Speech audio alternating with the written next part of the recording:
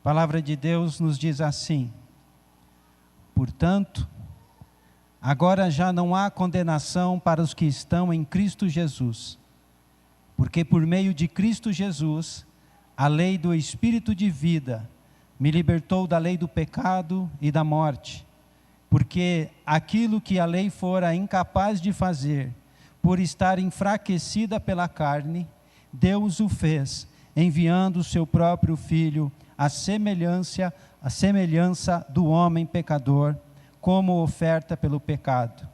E assim condenou o pecado na carne, a fim de que as justas exigências da lei fossem plenamente satisfeitas em nós, que não vivemos segundo a carne, mas segundo o Espírito. Amém? A igreja pode se assentar?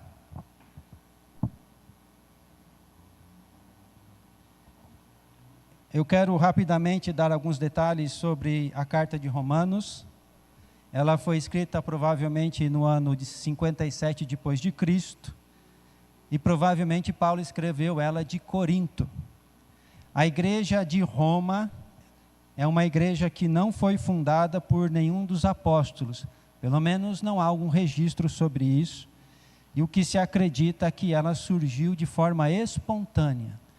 Espontânea como? O Espírito Santo levantou, plantou esta igreja, levantou homens e mulheres que ouviram a sua voz e que se puseram a fazer a vontade do Senhor.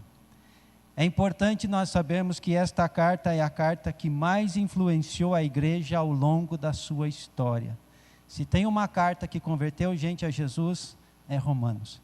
Ela foi usada, foi um instrumento de Deus para despertar o coração de Martinho Lutero, que lendo que a graça, que a salvação é pela fé, ele se converteu. Enquanto ele buscava ter uma aceitação de Deus, ele encontrou descanso. O justo viverá pela fé. O texto que nós lemos, ele começa nos dando uma grande notícia. Não há mais condenação para aqueles que estão em Cristo Jesus. E isso deve alegrar o nosso coração. Isto significa, irmãos, que até então havia uma condenação para a nossa vida.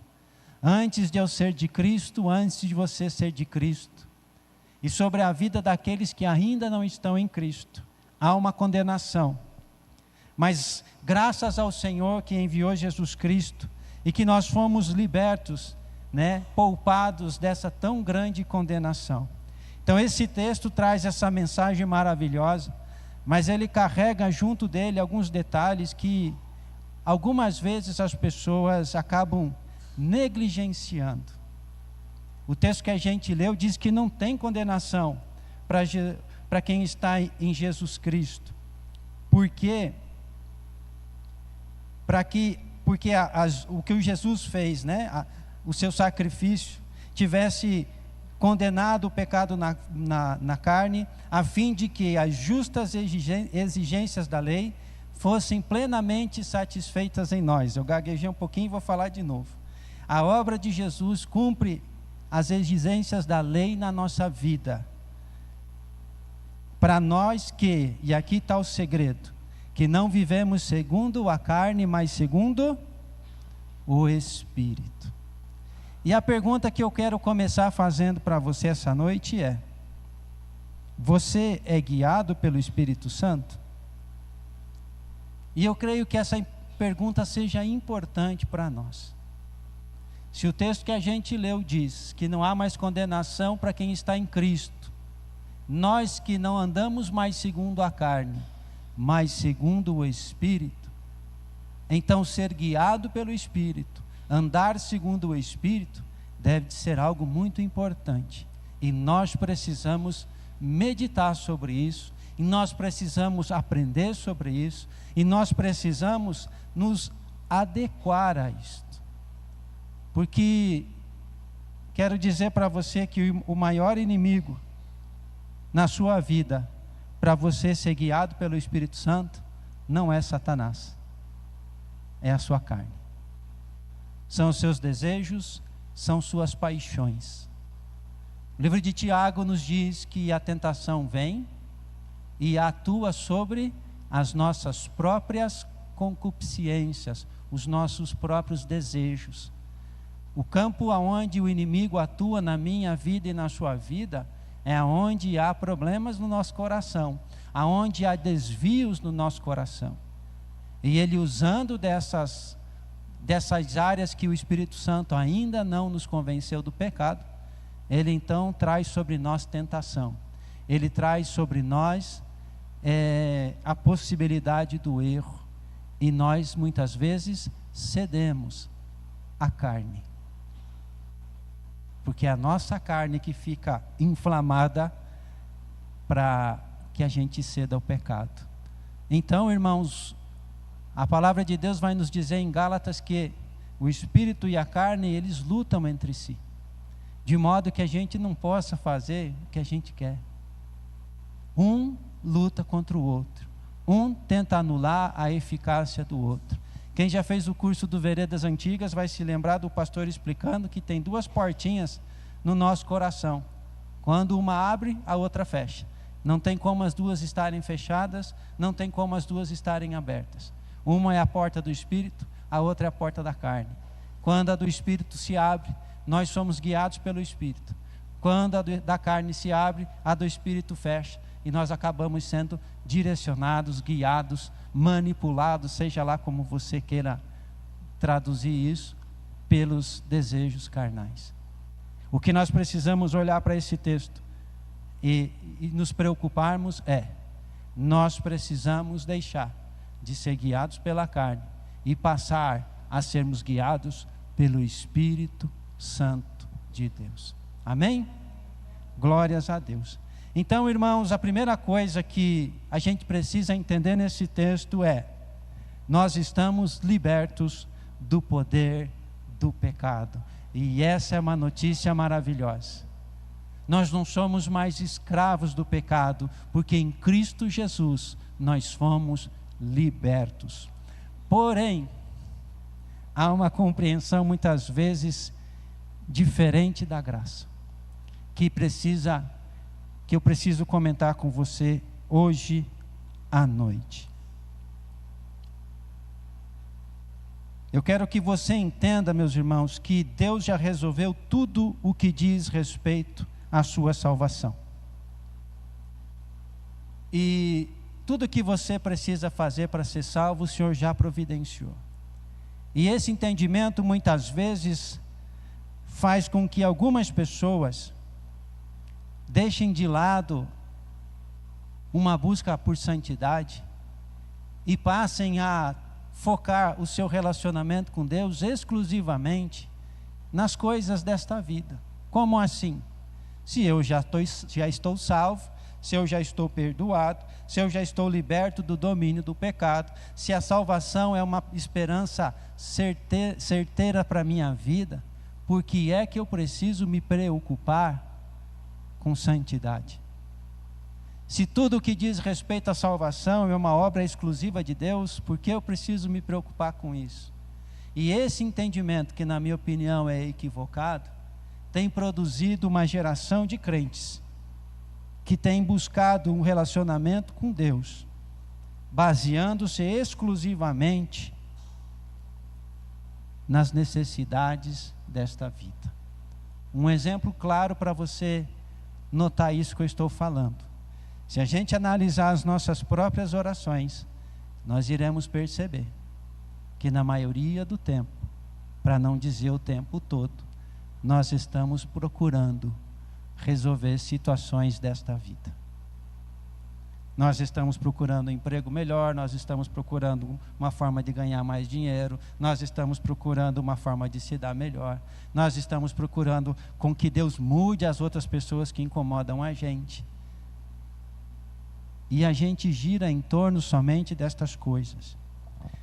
Isso não quer dizer que o Senhor não se importe com isso, mas eu quero dizer para você que, infelizmente, eu creio que muitos estão dando tanta ênfase para este lado da vida e acabam se esquecendo deste outro, que diz que nós precisamos ser guiados pelo Espírito Santo. Então nós não ocupamos o nosso momento de oração, nós não ocupamos o nosso momento de leitura das Escrituras, nós não escolhemos aqueles livros para ler que tratam muitas vezes da transformação do nosso ser, e nós passamos a buscar meios de realizar milagres, porque estamos interessados em resolver coisas para nós. Nós estamos interessados em encontrar as promessas e as bênçãos de Deus que irão trazer uma vida melhor para nós nessa terra. E isso é um fator preocupante. Outro exemplo, você já viu alguém evangelizando o outro dizendo o seguinte: vem para Jesus que Ele vai mudar esse seu comportamento, porque esse seu comportamento está te levando para o inferno? Ou será que não é muito mais fácil nós vermos as pessoas dizendo: vem para Jesus que Ele vai transformar o seu casamento, vem para Jesus que Ele vai transformar a sua empresa, Ele vai transformar a sua saúde?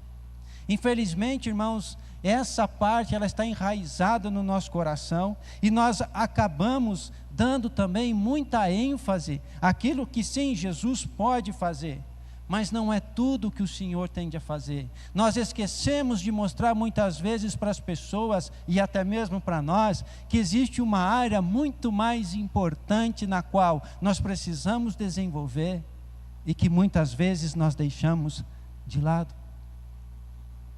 As multidões, elas vinham para Jesus por quais motivos?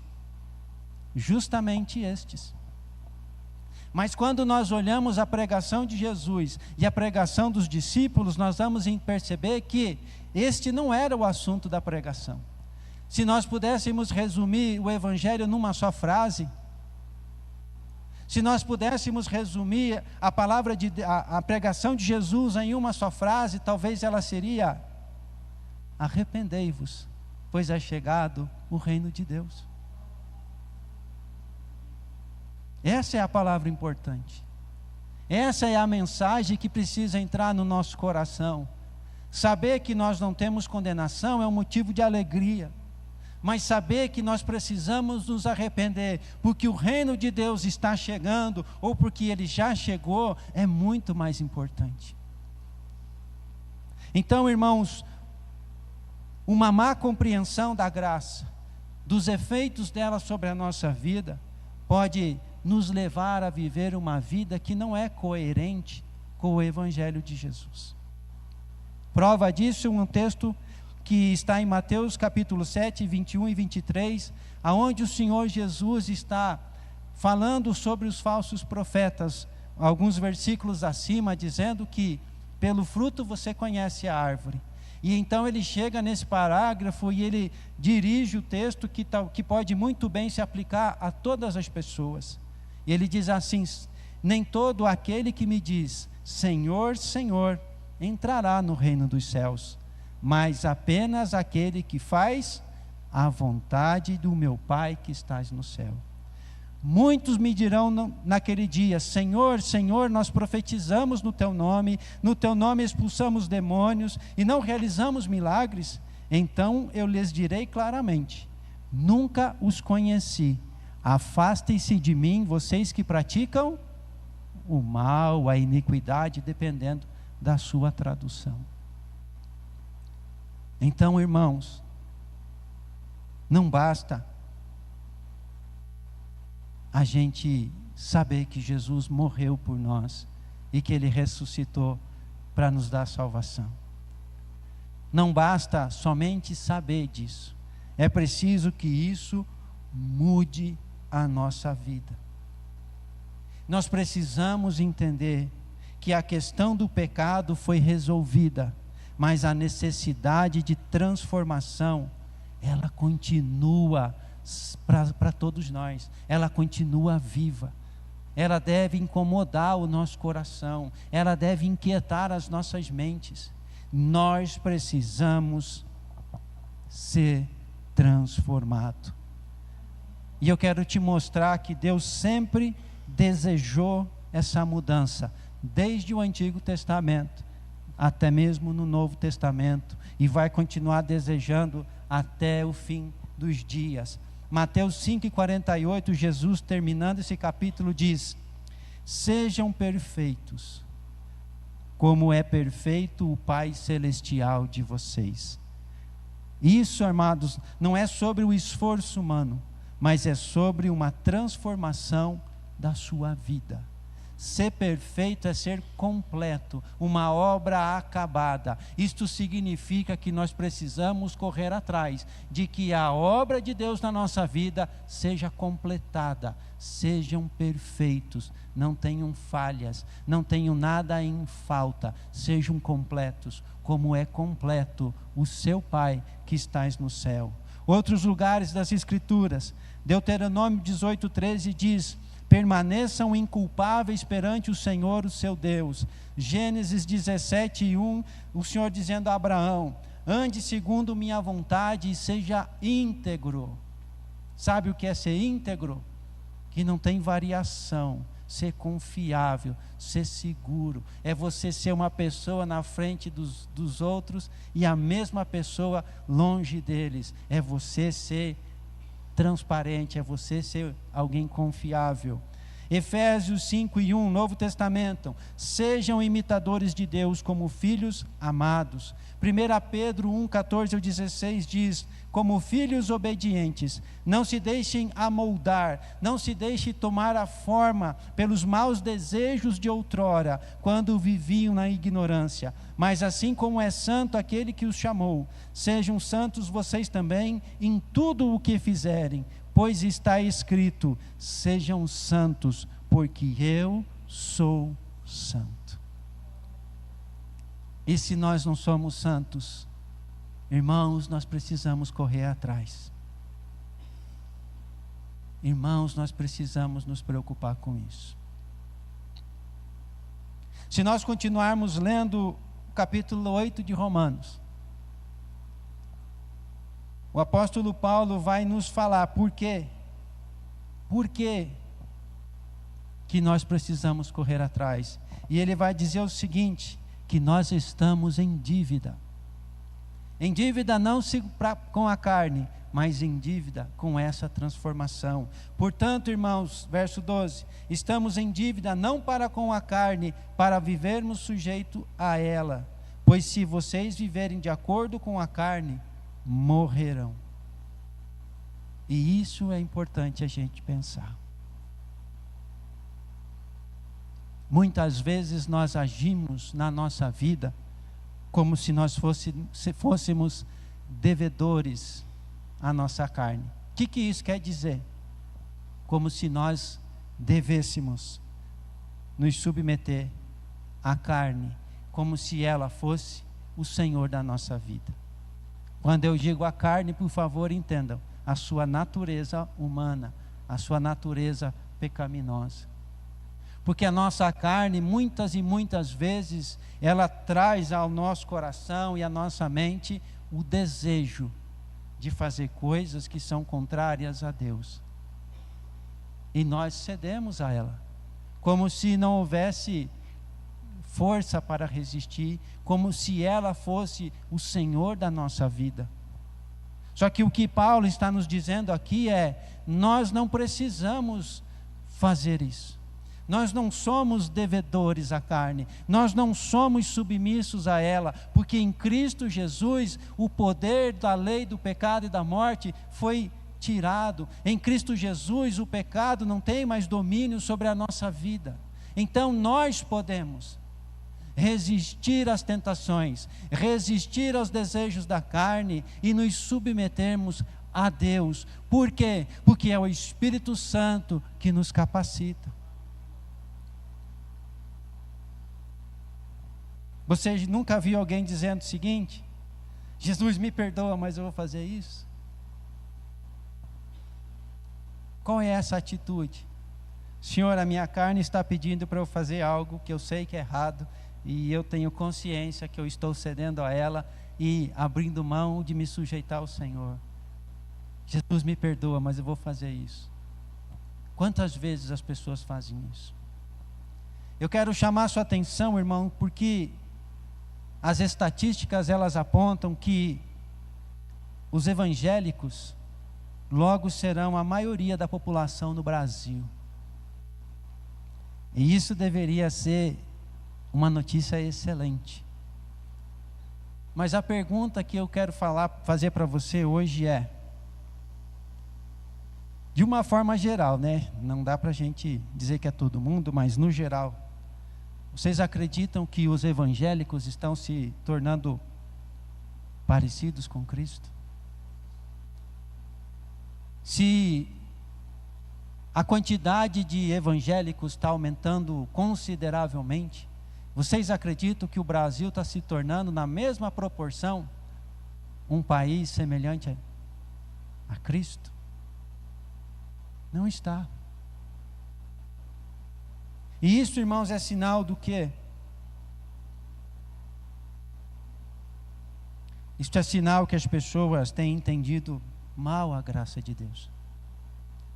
Isso significa que as pessoas acreditam que tudo o que tem de ser feito pela vida cristã é um dia vir à frente e repetir a oração que o pastor fizer, dizendo: eu reconheço os meus pecados e eu quero entregar minha vida para Jesus. E elas vão para suas casas e não mudam. O Evangelho não está sendo o poder de Deus para transformar as vidas. O que não é um defeito do Evangelho, mas talvez é um defeito, irmãos, de nós olharmos somente que não há mais condenação para nós. E de nós não olharmos com atenção, dizendo que nós precisamos viver segundo o Espírito. De nós não olharmos para a palavra de Deus e perceber que ela exige de nós mudanças. Que ela exige de nós abrir mão de nós mesmos. É fácil a gente falar que você tem de abrir mão das suas riquezas, que você tem que abrir mão dos luxos, mas talvez é difícil falar que você tem que abrir mão de você, desse seu jeitão de ser, da maneira como você é desde sempre. É dessa forma, é destas coisas que você precisa abrir mão, que eu preciso abrir mão. O que roubava, não roube mais, antes trabalhe para que tenha o que repartir com os outros. O que era violento, não seja mais violento. Agora estou inventando. Antes se esforce para ser um agente de paz, para levar o amor de Jesus, para mudar as circunstâncias à sua volta. Se o Evangelho não mudar a nossa vida, irmãos, talvez aquele texto de Mateus 7 seja para nós. Porque talvez seremos nós que estaremos chamando Jesus de Senhor, Senhor, e Ele vai nos dizer: eu não conheço vocês. Irmãos, se nós olharmos os grandes avivamentos da história, nós podemos chegar a algumas coisas que aconteceram de comum entre todos eles. Vou mostrar para você. Porque a gente se empolga com os avivamentos, por quê? Um monte de milagre. E a gente quer viver os avivamentos por quê? Milagre. Nós vamos ver Deus agindo, Deus curando, Deus transformando, Deus ressuscitando, e nós queremos estar nesse meio, não é isso? Mas se nós olharmos o que os grandes avivamentos tiveram de comum, nós vamos perceber um retorno sincero a Deus, arrependimento, busca por santidade e transformação de vida. Não tinha nada a ver com as outras pessoas, era a igreja buscando a Deus por si mesma. Eu preciso de arrependimento, eu preciso me voltar a Deus de maneira sincera, como eu não tenho sido ultimamente. Eu preciso buscar por santidade, eu preciso buscar por transformação de vida. Foi assim que nasceram os maiores avivamentos da história da igreja. Não era uma busca por milagres, não era uma busca por aumentar as pessoas da igreja, mas era uma busca por transformação. E se nós queremos algum dia participar de alguma coisa assim, nós precisamos também nos comportar, ou nós precisamos imitar essas pessoas que no passado nos deixaram uma tão valiosa instrução, um tão grande exemplo para que a gente pudesse seguir. Irmãos, se o avivamento ele representa uma intensa presença, ou uma intensa manifestação de Deus no meio da igreja, isto significa que quanto mais longe nós estivermos destas coisas que eu citei agora há pouco, mais longe nós estaremos dessa presença e dessa manifestação que nós tanto queremos. Por que Deus não fala comigo? Talvez está me faltando pessoalmente aquilo ali. Talvez eu estou tão ocupado pedindo para Deus resolver as coisas que eu acho importante e não tenho me ocupado de tentar descobrir o que para Deus é importante.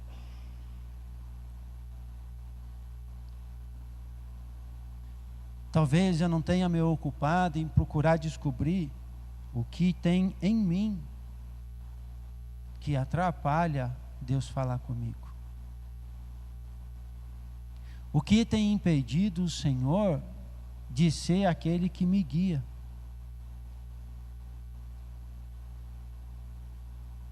Se o avivamento é retorno sincero a Deus, arrependimento, busca por santidade e transformação de vida, se isso aqui não fizer parte da minha vida,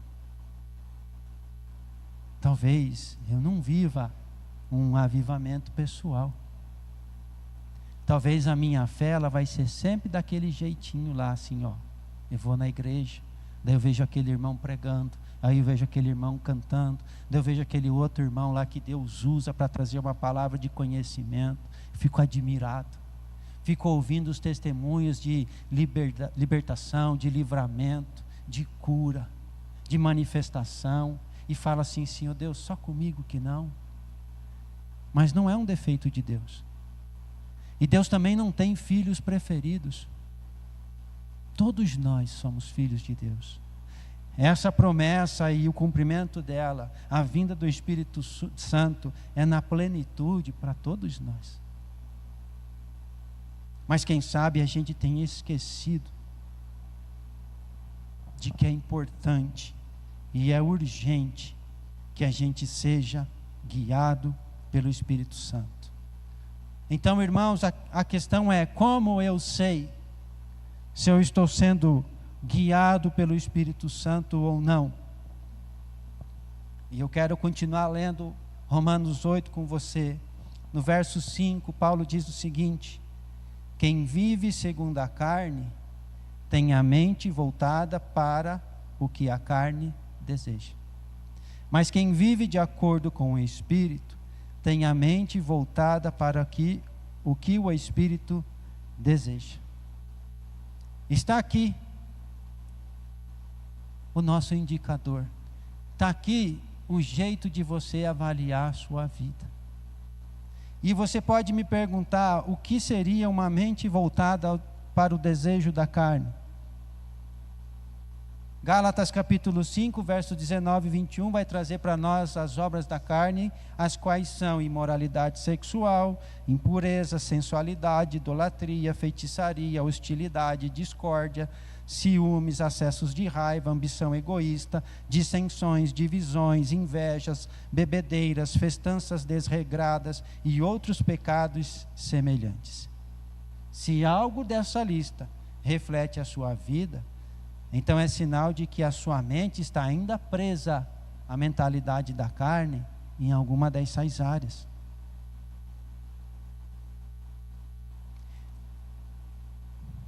E se nós não estamos conseguindo resolver essas coisas na nossa vida, eu quero que você entenda hoje que não é porque não tem o que ser feito, mas é porque nós não estamos sendo guiados pelo Espírito Santo naquela área.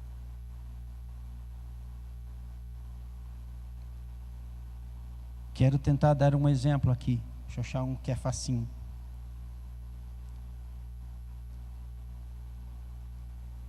Se você não tem conseguido lidar com as suas emoções, se você tem sido motivado por ambições egoístas, significa que nesta área, quem está guiando você é a sua carne. Sabe quando o marido faz coisa que você não gosta? Ou alguém faz alguma coisa que você não gosta? E ao invés de você procurar um caminho de reconciliação, você vai por um outro, aonde você quer que a justiça seja feita.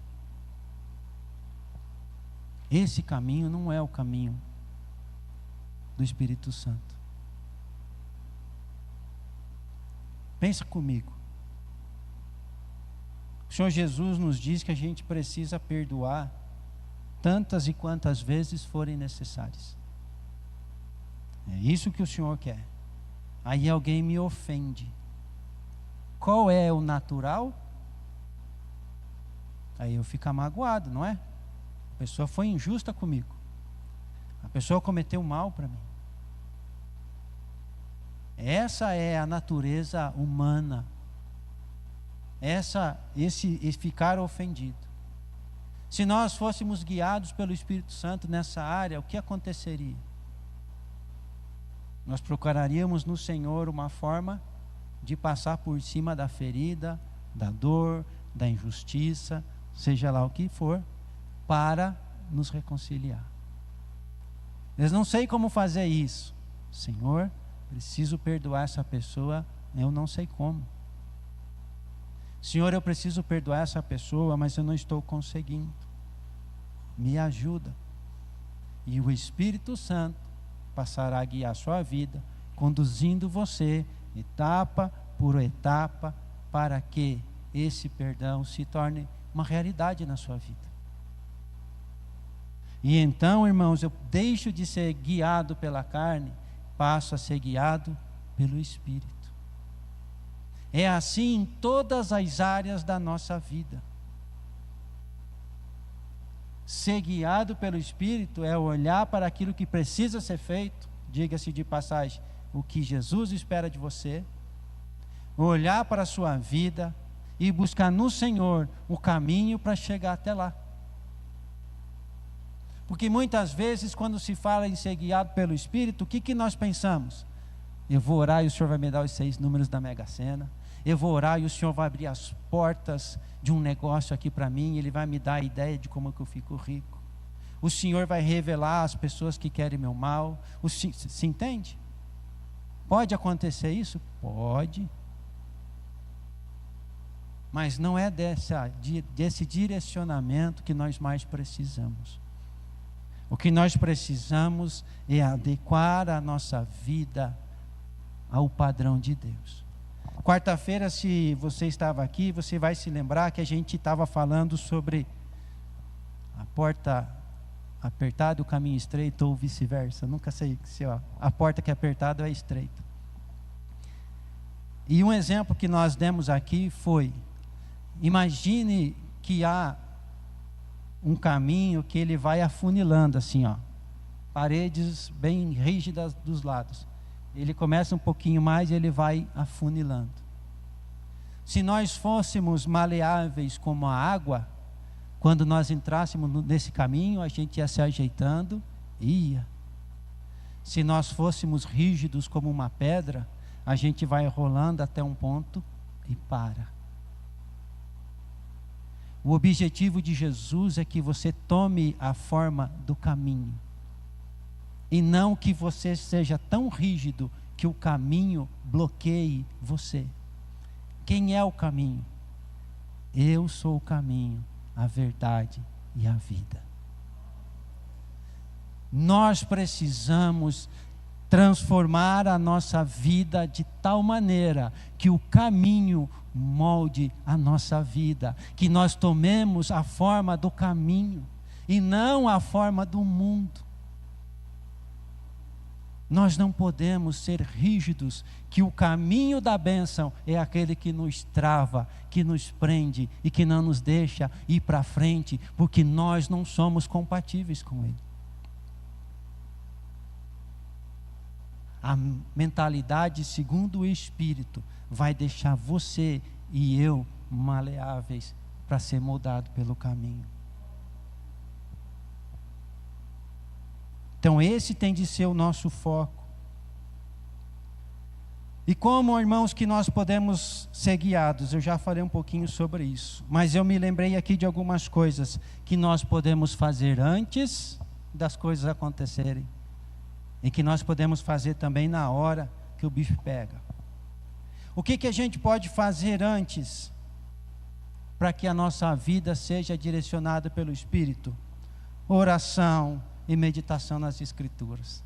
Irmãos, se nós soubéssemos o valor que isso tem, o poder que isso tem de transformar a nossa vida, seria a coisa que nós mais faríamos na face da terra. Se as Escrituras são a base da nossa fé, são elas que nos dirão o que precisa ser moldado. E se nós não tivermos esse conhecimento, nós vamos mudar no quê? As nossas orações são a nossa comunicação com o Senhor, são o meio que nós obtemos o seu favor, são o meio onde nós obtemos orientações. Mas se as nossas orações elas se resumem a pedidos e assuntos desta vida, dificilmente nós iremos conseguir as orientações que nós precisamos. E eu digo para você, você pode usar a sua oração e o seu tempo das Escrituras para transformar a sua vida. Leia Gálatas capítulo 5, verso 19 ao 21, as obras da carne. Identifique uma obra da carne que você ainda vê acontecendo na sua vida, dobre o seu joelho e ore. Leia os próximos versículos, o fruto do Espírito, analise aquelas coisas, identifique algo que não está fazendo parte da sua vida, dobre o seu joelho e ore.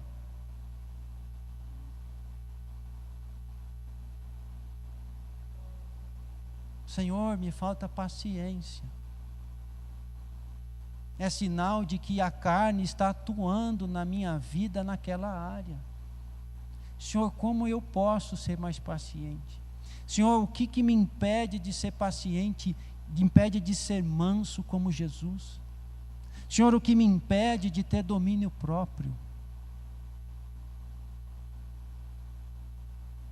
Nós podemos fazer esse tipo de oração, irmãos. E eu quero que você entenda o poder transformador que esse tipo de oração tem para a tua vida.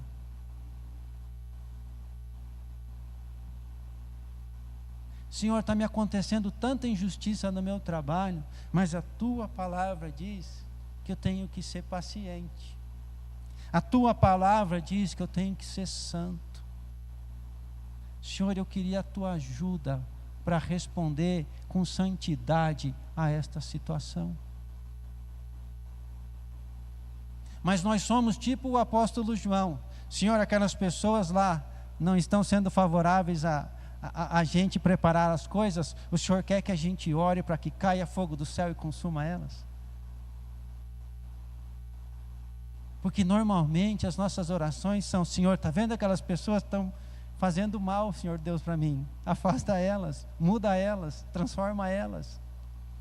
Atos capítulo 4, quando Pedro e João tinham sido presos, eles voltam e contam todas as ameaças que eles receberam. As pessoas se unem em oração dizendo: Senhor, olha as ameaças deles e enche a nossa vida de ousadia para a gente falar ainda mais de Jesus. É diferente. Nós podemos ter uma oração, irmãos, que transforma a nossa vida, que nos impulsiona para perto do Senhor, que nos faz ficar semelhante a Jesus. Mas nós precisamos escolher. Quando o Senhor falou com Josué, que Josué tinha enfrentado, aquele momento da partida de Moisés, ele tinha recebido o encargo de toda aquela multidão, o que o Senhor disse para ele? Ser forte e corajoso. A vitória, você concorda comigo que já estava decretada por Deus? O poder para a vitória já estava lá com Deus, que era de Deus e não de Josué. Por que Josué tinha de ser forte e corajoso? Porque tem uma parte que cabe a nós. A vitória, amados, da sua vida, para que você seja totalmente transformado, Cristo já conquistou ela para você. O poder de Deus para mudar esse seu jeito, que muitas vezes faz você ser diferente do que as Escrituras dizem, já foi, já está com o Senhor. Mas você precisa ser forte e corajoso. Você precisa lutar, você precisa ir em frente, você tem de marchar. Todas as conquistas do Senhor foram assim. O poder é de Deus, a glória é de Deus, mas eu e você temos que ir lá lutar. A gente tem que ir lá fazer, a gente precisa se esforçar, a gente precisa ser corajoso. Outra oração que você pode fazer é conhecida do Pai Nosso: não nos deixe cair em tentação. Se eu já sei, irmão, as áreas aonde eu ainda preciso ser transformado pelo Senhor. Se eu já sei que se alguém olhar torto para mim, eu vou ficar nervoso. Senhor, me abençoa nesse dia, para que esse tipo de situação não afete as minhas emoções, para que isso não afete meu coração. Enquanto, Pai, nós lutamos aqui para mudar a minha vida. Nós podemos nos preparar antes da batalha, mas quantos de nós faz isso? Outras coisas nós podemos fazer depois. Saímos de casa, alguém pisou no nosso pé e a gente ficou brabo. E há uma luta dentro de nós se nós revidamos a pisada do pé ou se nós perdoamos. Como lidar com isso? A palavra de Deus nos diz em 1 Coríntios 10, 1 ao 13. Paulo está falando sobre os 5 pecados que afastaram Israel, ou impediram Israel de entrar em Canaã.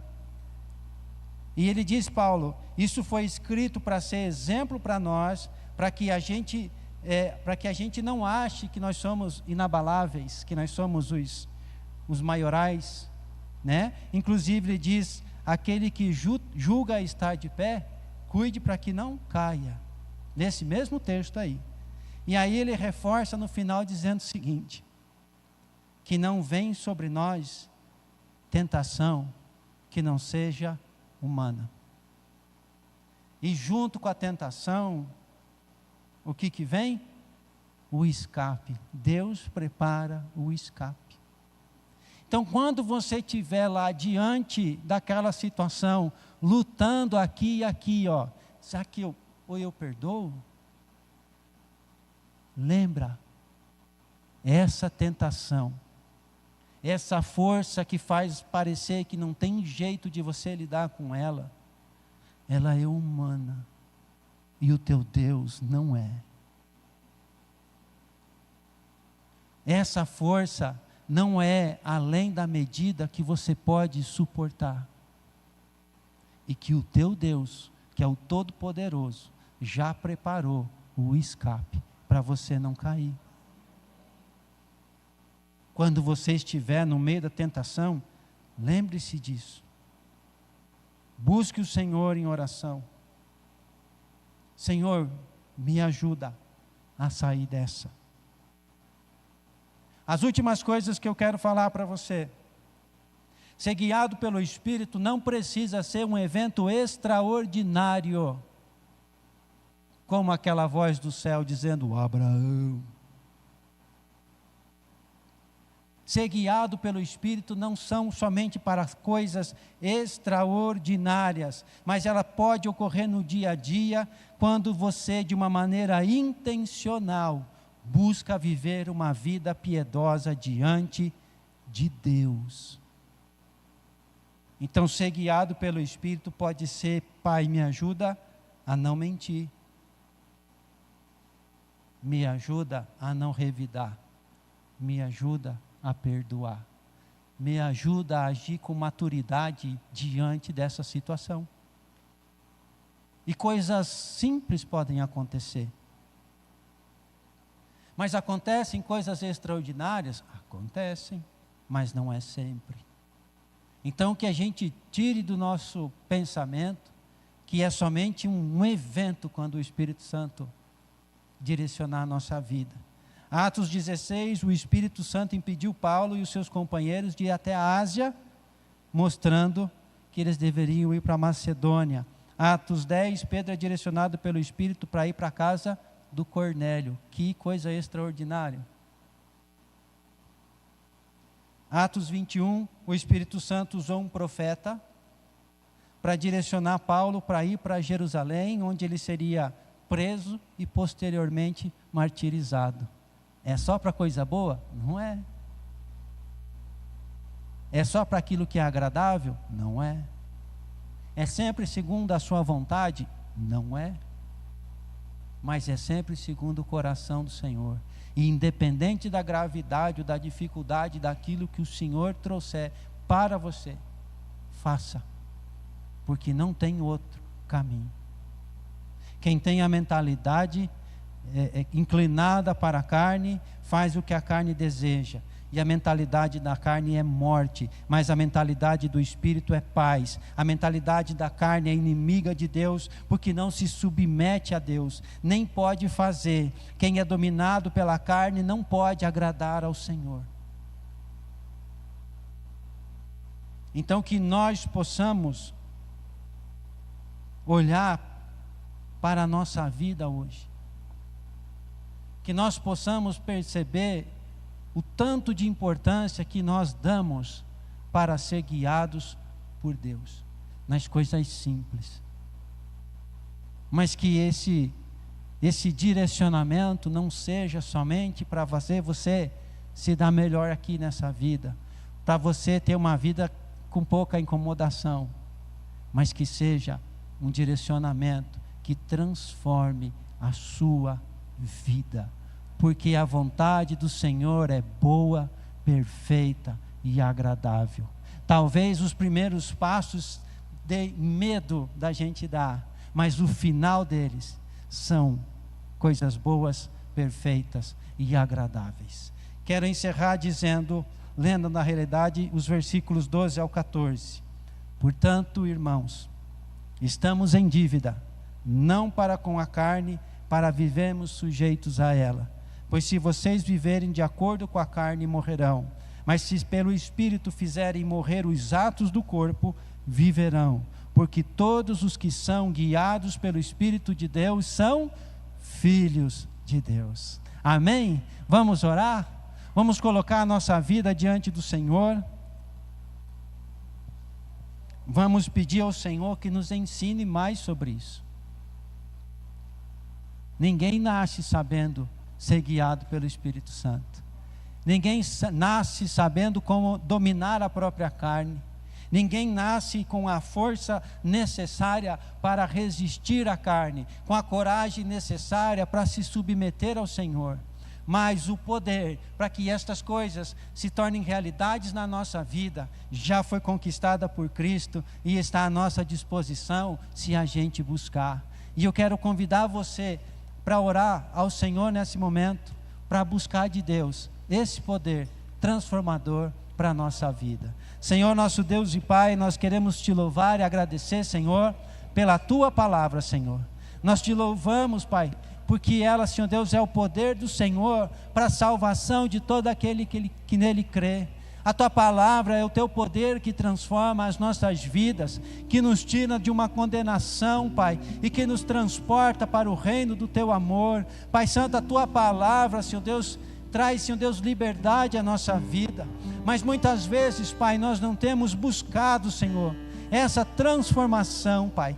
E nós queremos hoje pedir a Ti, Senhor, que o Senhor derrame sobre as nossas vidas um desejo, Pai, de Te buscar, Senhor.